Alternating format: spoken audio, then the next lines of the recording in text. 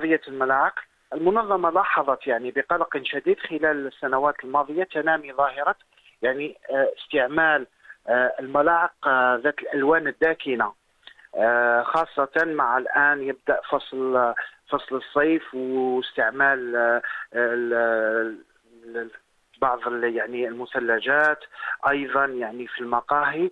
لكن هذه الملاعق الداكنة نعلم جميعا أنها نتاج بلاستيك مرسكل، يعني هذا البلاستيك يتم جمعه من النفايات ويعني استعماله في صناعة، المفروض يتم استعماله في صناعة أشياء لا تتعلق بالاستهلاك الآدمي.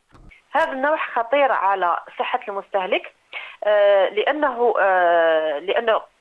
بسبب احتوائه على بعض المواد الكيميائية والسموم التي تسبب أولا اضطرابات هرمونية عند النساء وعند الرجال وتزيد من مشاكل العقم والإنجاب.